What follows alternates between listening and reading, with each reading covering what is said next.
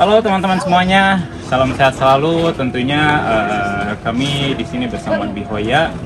Yang mungkin sedikitnya saya menjawab ada satu permintaan daripada teman-teman kita sekalian.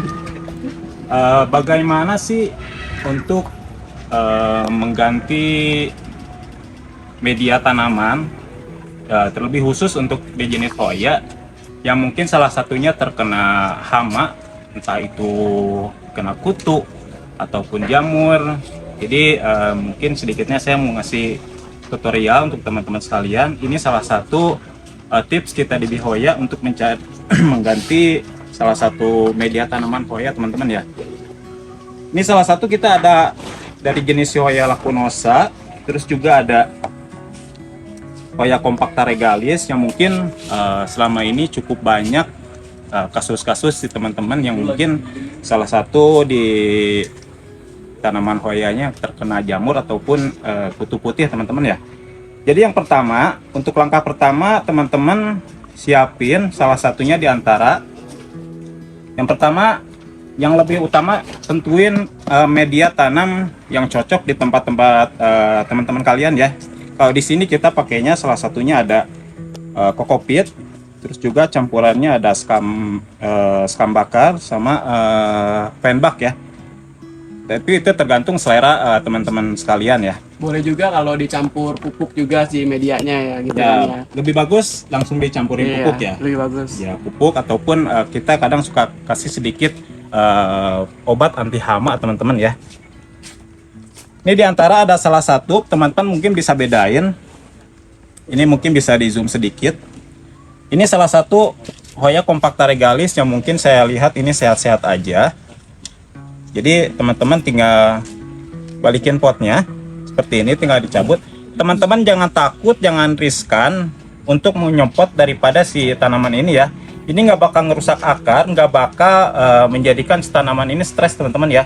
Jadi jangan takut untuk mengecek selalu di setiap hari ataupun di setiap minggu. Teman-teman untuk ngecek akar tanaman Hoya cukup jika memakai media ini, kita biasanya cuma ngebalik ini, teman-teman ya. Nah, biasanya seperti ini. Nah, ini salah satu yang mungkin ini sehat. Ini tanpa sama sekali nggak ada patogen ataupun jamur dan sejenisnya, teman-teman ya. Kalau ini dilihat dari gini aja, teman-teman, ini tanaman tidak sehat ataupun sakit ya. Kenapa? Karena satu kelihatannya udah agak kisut. Jadi dipastikan ini di dalam medianya ini memenuhi salah satu patogen yang untuk merugikan si jenis tanaman Hoya ini ya. Kita buka, mencoba. Tuh kan? Oh my god. Ini di sini ada pasti seperti ini, teman-teman nih. Ini salah satu hama ataupun patogen yang bisa disebut ilmiahnya kutu apa ya? Kutu putih lah ya.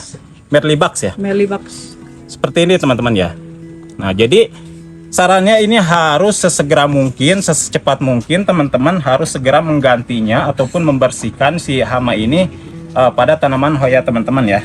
Ataupun seperti ini ya, ini ada Hoya jenis lacunosa, ini pun sepertinya sama.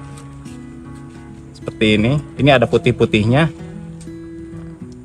Tapi sedikitnya ini si hama ini tidak merugikan untuk si jenis Hoya, teman-teman ya, kecuali patogen yang lain seperti jamur ataupun jenis lainnya itu benar-benar merugikan ya. Karena salah satu jenis Hoya ini tanamannya masih sehat-sehat aja, teman-teman nih. Tanamannya masih sehat-sehat aja, tapi setidaknya memperlambat untuk pertumbuhan, teman-teman ya. Jadi alangkah baiknya ini segera dibersihkan. Oke, alangkah pertama, salah satu ketika si media kering, teman-teman bisa langsung mencopot ataupun membuang si media yang ada dengan cara ketuk-ketuk seperti ini. Tapi ini sebisa mungkin teman-teman untuk membersihkan di luar ruangan ataupun di luar GH ya. Tapi karena kita tempatnya mungkin tidak memadai, karena ini hanya untuk tutorial saja, jadi ya terpaksa saya di sini ya. Saya tidak dianjurkan untuk di dalam GH ataupun di rumah teman-teman sekalian ya. Alangkah lebih bagusnya di luar ruangan ataupun ya di kamar mandi lah kalau enggak ya, karena ini harus terbuang, tersingkirkan sejauh mungkin, teman-teman ya. Seperti ini. Ini ketika media kering ya. Kalau media kering kita sangat enak banget untuk membuang si media tanam ini teman-teman ya. Sedikitnya udah terbuang seperti ini. Sedikitnya udah terbuang. Nah teman-teman tinggal sediakan air. Ketika akarnya misalkan belum banyak sekali, teman-teman tinggal langsung dicelupin seperti ini. Dikocek-kocek. Kayak kopi ya. Dikocek-kocek pakai kopi ataupun pakai gula. Dikocek-kocek. Pasti teman-teman terlihat semua si kutu putih ini ada pada permukaan teman-teman ya. Di sini pasti ada. Tapi ini teman-teman tidak cukup sekali saja seperti ini teman-teman ya. Jadi alangkah baiknya buat teman-teman di rumah, ketika udah seperti ini diangkat, lalu ini ditiriskan, digoreng. Jangan. Ini seperti ini disimpan dulu. Kang, saya mau nanya Kang, ini tujuan air pakai ini buat apa? Buat kobok-kobok. Ini teman-teman dibuang ya. Ini dibuang. Oh, nggak dibawa di. Nggak apa-apa deh kita. Ini si bekas yang barusan pakai ini harus dibersihkan. Tapi mohon maaf karena kita tempat nggak tersedia, jadi sini aja terpaksa ya.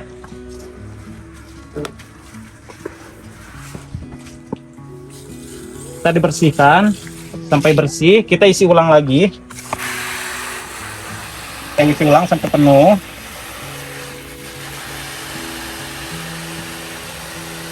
Kan penuh. Seperti ini. Ini pakai air baru. Nah, teman-teman bisa ulangi 2-3 kali, teman-teman ya. Akan tetapi karena ini saya hanya sebuah sampel, karena ini yang benar-benar udah sangat parah terkena kutu putihnya, jadi teman-teman ini tidak bisa hanya dicelup begini saja teman-teman ya. Kan tetapi kalau misalkan teman-teman hanya ya 1-2 ataupun teman-teman masih kelihatan akarnya udah bagus lagi, udah bersih lagi, ini cukup 1-2-3 kali tinggal buang, teman-teman nanti bisa langsung tanam lagi ya. Kan tetapi ini sangat parah banget terkena kutu putihnya, jadi tidak bisa hanya dicelup begini aja teman-teman ya. Ini harus melakukan dengan penyemprotan teman-teman ya. Bersihkan seperti ini. Apabila kurang kencang teman-teman bisa diubah.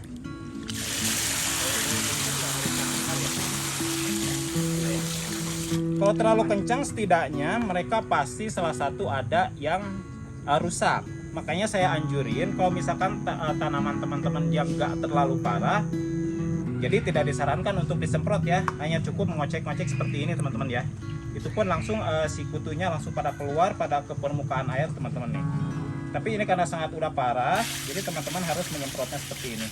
Ini jangan takut mati teman-teman, jangan takut si tanaman ini stres teman-teman ya. Ini pasti akan membaik lagi teman-teman.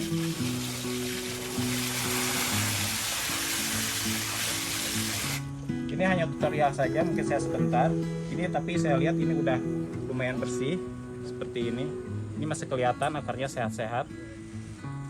Ya, makanya saya bilang kutu putih tidak merugikan untuk tanaman karena ini akarnya masih aman-aman aja.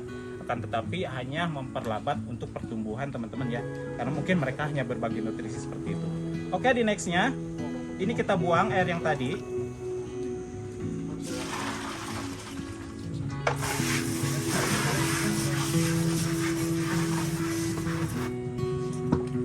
Nah, ketika udah dibersihin seperti tadi, teman-teman tinggal isi air lagi.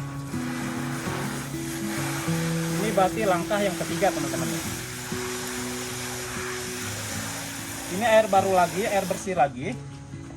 Nah, teman-teman, ini ketika udah bersih semua, udah full.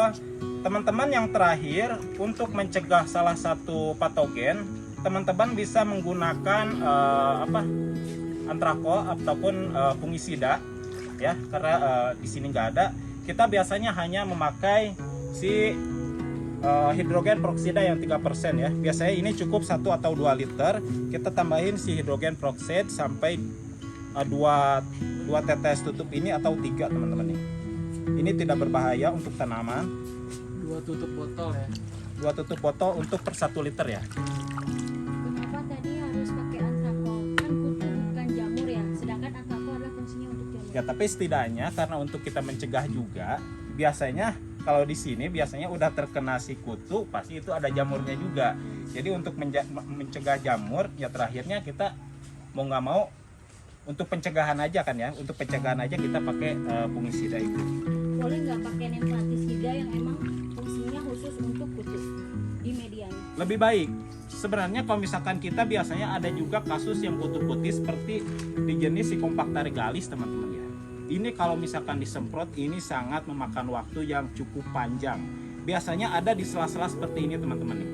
Ini biasanya langkah yang terakhirnya kita itu udah air bersih seperti ini kita pakai insektisida ataupun apa namanya ya, kita biasa pakai kurakron itu ya, pakai kurakron hanya cuma 2-3 tetes. Kita biasanya rendam semua ini si hoya ini seperti ini, direndam seperti ini, tapi jangan lama-lama, cukup 5 menit saja teman-teman. Diangkat tapi jangan langsung dibersihkan ya, itu membutuhkan waktu 5 menit lagi baru nanti disemprot lagi.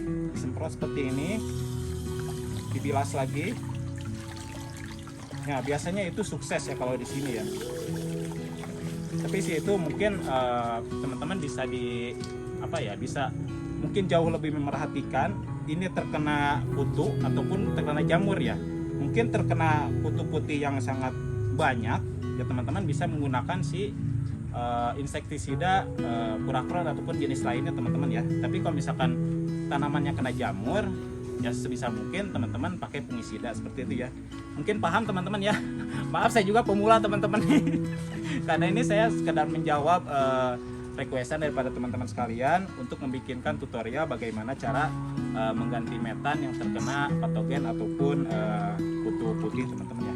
Oke, di nextnya kita udah seperti ini. Ini teman-teman jangan langsung ditanam ya. Karena kalau misalkan lagi seperti basah ini, teman-teman langsung ditanam, ini akan setidaknya merepotkan untuk si media masuk ke sini teman-teman nih. Akarnya nggak ngembang gitu. Akarnya kurang ngembang. Dan juga teman-teman diusahain ketika mengganti media tanam jangan pakai media tanam yang basah teman-teman ya. Nah, biasanya seperti ini. Kalau kita masih basah, nih kita langsung aja ya, langsung aja pakai langsung aja diganti media seperti ini. Ini kalau misalkan langsung masih basah langsung ganti media, mungkin akarnya tidak mengembang. Jadi tidak semua akar itu tertutupi dengan si media ini teman-teman ya. Ya seperti ini. Ini bisa dibuktikan ketika dibalik lagi ini pasti akarnya menggumpal. Dalamnya nggak keisi ya, akarnya menggumpal, dalamnya nggak keisi karena posisi si akar ini basah teman-teman ya. Jadi usahain kering dulu, diusahakan untuk kering si akarnya, baru teman-teman nanti diganti sama media yang kering juga. Seperti itu teman-teman ya.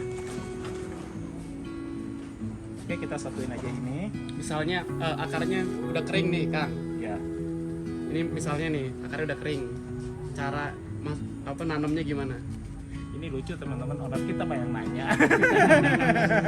Ini pertanyaan dari netizen Iya, follower. seperti itu Ya. Kalau misalkan udah yang kering, sama aja kok. Ketika udah kering itu lebih enak ya. Teman-teman pastikan jangan terkunci sama satu media tanam. Misal di sini kita pakai kokopit, teman-teman juga ikutan pakai kokopit. Jangan teman-teman ya. Jadi usahain untuk teman-teman yang enak dipakai sama teman-teman. Kalau di sini kita enaknya pakai ini teman-teman ya, karena kesatu kayak tadi itu untuk membersihkan akar sangat mudah. Terus keduanya kelembabannya itu sangat terjaga pakai kokopit. Tapi itu sih tergantung selera di tangan teman-teman sekalian ya.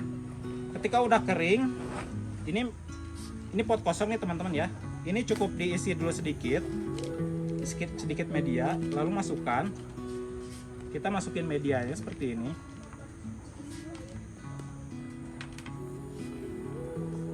Ketika udah terpenuhi sama si media, nah, teman-teman boleh di di ketruk-ketruk gitu ya. Diketruk-ketruk, diputar seperti ini agar semua si akar yang ada di dalam terpenuhi dengan si media yang kita ganti baru teman-teman ya. Ini. Boleh nggak sih ditekan-tekan, Kang? Ya. Kalau ditekan-tekan boleh nggak biar padat? Oh, ditekan-tekan media di atas ya? Iya. Itu sih kalau bagi saya pribadi ataupun teman-teman tidak dianjurkan ya. Kalau misalkan ditekan-tekan gini, karena itu mereka akan semakin padat teman-teman ya. Jadi nggak ada sirkulasi udara di dalam media ini teman-teman ya. Karena mungkin hanya digini-gini aja udah cukup. Ini media padat banget, udah cukup untuk si Hoya, untuk semua si akar yang ada di dalam itu terlumuri dengan media yang ada teman-teman ya. Ketika udah gini, nah ini salah satu contoh ketika teman-teman mengganti si media dalam keadaan Hoya basah, pasti kotor seperti ini teman-teman. Nah, pasti semuanya pada nempel di pot, di Hoyanya. Jadi saya usahain, saranin ini harus kering teman-teman ya. Harus kering pasti enak, jadi kena potnya nggak kotor, kena tangan pun nggak kotor, kena Hoya pun nggak kotor teman-teman. Jadi usahain sekali lagi ketika mengganti media baru harus keadaan dalam kering ya si tanamannya teman-teman ya. Oke, mungkin cukup. Setelah itu kan namanya direpotting ya, untuk mengganti media tanam, langsung bisa disiram banyak nggak atau sedikit saja? Kalau di kita di sini itu hanya men-spray saja untuk menjaga kelembaban doang. Karena kalau misalkan langsung dikasih basah, itu mereka mungkin kaget ya, karena tadinya udah kering langsung basah, jadi